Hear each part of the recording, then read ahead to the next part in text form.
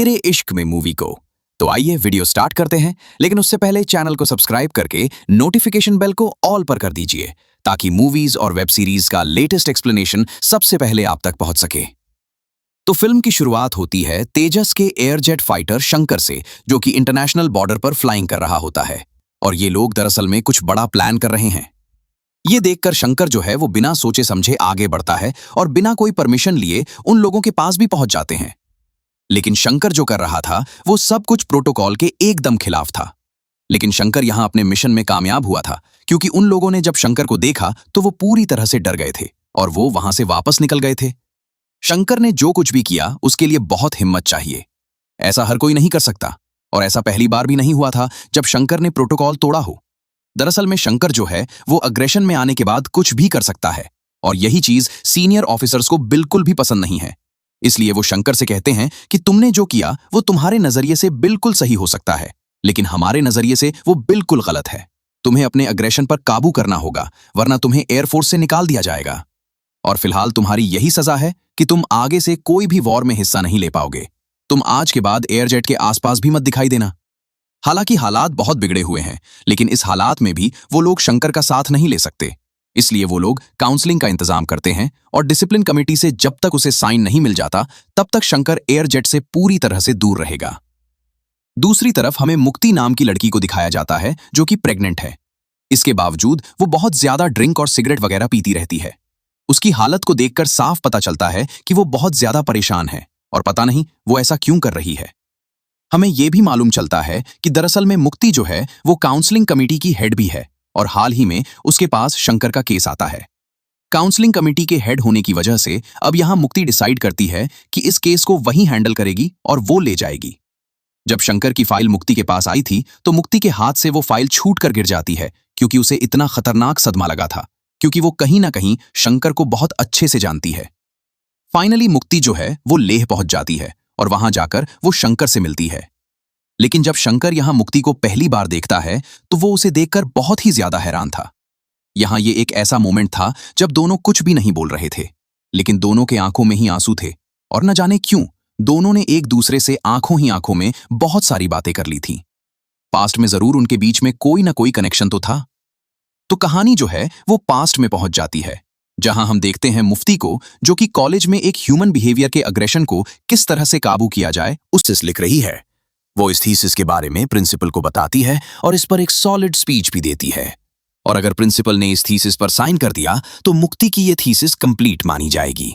सबको उसकी बातें बहुत पसंद आई थी कि ह्यूमन बिहेवियर के अग्रेशन को काबू किया जा सकता है, कि तभी यहां पर एंट्री होती है शंकर नाम के बंदे की, जो कि कॉलेज में ही एक बंदे को बहुत ही बुरी तरह से दौड़ा दौड़ा कर मार रहा था। और जिस असेंबली में मुक्ति स्पीच दे रही थी वहां पर भी शंकर आ जाता है और वो उसे बहुत ही बुरी तरह से मार रहा था। ये देखकर सभी लोग हैरान रह चुके थे, क्योंकि असेंबली में अग्रेशन को काबू करने की बात चल रही है तो दूसरी तरफ वलेंस से भरा झगड़ा हो रहा है। तभी यहां पर मुक्ति आती है और वो यहां पर हाथ उठा देती है शंकर के ऊपर, क्योंकि वो उसे रोकना चाहती थी। लेकिन शंकर उसका हाथ पकड़ लेता है और कहता है कि अगर इतनी खूबसूरत लड़की का हाथ उठा है तो फिर किसी के चेहरे पर तो जरूर पड़ना चाहिए। शंकर उस थप्पड़ को अपने मुंह पर ले लेता है और तुरंत यहां से चला जाता है। एक्चुअली चला नहीं जाता है, यहां पर पुलिस आ गई थी, इसलिए वो लोग उसे अरेस्ट करके लेकर जाते हैं। ये देखकर मुक्ति पूरी तरह से हैरान थी, क्योंकि असेंबली में जो कुछ भी हुआ वो बहुत ही अजीब था। यहां पर प्रिंसिपल सर भी मौजूद थे और वो मुक्ति से कहते हैं कि थीसिस तो बहुत अच्छी है, थ्योरी भी काफी कमाल की है, लेकिन मुझे ना प्रैक्टिकल की जरूरत है। तो अगर तुमने इस बंदे को सुधार दिया तो मैं साइन करने के लिए पूरी तरह से रेडी हूं, क्योंकि प्रिंसिपल को तो बहुत अच्छे से मालूम है कि शंकर जैसे लोग कभी नहीं सुधरते। लेकिन ये बात मुक्ति को थोड़ी ना मालूम है। तो अब शंकर को उसके दोस्त वेद के साथ जेल हो जाती है और ये कोई बहुत बड़ी बात नहीं है, क्योंकि शंकर का जेल में आना जाना तो लगा ही रहता है। हर बार उसके पिता शेखर जो है वो उसे छुड़ा लिया करते हैं, लेकिन इस बार वो उसे नहीं छुड़ाते हैं, क्योंकि वो चाहते हैं कि शंकर जो है वो कुछ दिन जेल में ही रहे ताकि वो कुछ सीखे। शंकर के पिता कोर्ट के बाहर नोटरी का काम करते हैं, तो यहां पर वो लोग जेल में ही रहते हैं और फिर थोड़ी देर के बाद ही यहां पर मुक्ति आती है।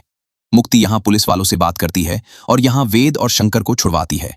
लेकिन शंकर समझ चुका था कि मुक्ति को कुछ न कुछ तो चाहिए। जेल से छुड़ाने के बाद अब मुक्ति यहां शंकर से कुछ बातें करना चाहती है। मुक्ति यहां शंकर से कहती है कि तुम्हें अपने वलेशन को थोड़ा दूर करना होगा, तुम्हें थोड़ा सुधरना होगा, क्योंकि अगर तुम सुधर गए ना तो मेरी थीसिस कंप्लीट हो जाएगी और मैं यहां से बहुत दूर चली जाऊंगी। तो शंकर कहता है कि क्या शादी के बाद भी हम ऐसे ही रहेंगे? ये सुनकर यहां पर मुक्ति हैरान थी कि आखिरकार ये बंदा बोलना क्या चाह रहा है।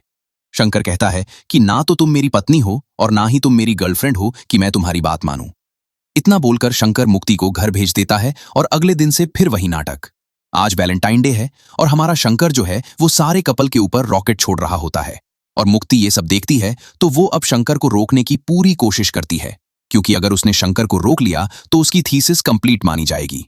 वो शंकर के पास जाती है और कहती है कि आखिरकार तुम ये सब कुछ क्यों कर रहे हो? शंकर बताता है कि मेरे ना 6 दोस्त हैं।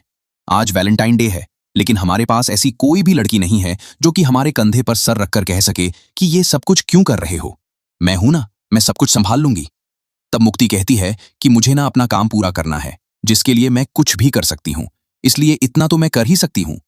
तब मुक्ति शंकर के कंधे पर सर रखती है और कहती है कि ये सब कुछ क्यों कर रही हो? मैं हूं ना, मैं सब कुछ संभाल लूंगी। तब शंकर कहता है कि एक अच्छे भले इंसान की क्यों जिंदगी बर्बाद कर रही हो? अगर मैं प्यार में पड़ गया ना तो पूरी दिल्ली फूंक दूंगा। ये सुनकर मुक्ति कहती है कि देखो यार, मैं तो थीसिस के लिए कर रही हूं, काम के लिए कर रही हूं। अगर तुम्हें प्यार करना है तो तुम कर लो, क्योंकि यहां पर मेरे साइड से तो 1% भी चांस नहीं है कि प्यार होगा। और मुक्ति तो यहां पर शंकर को गंदी नाली का कीड़ा कहती है।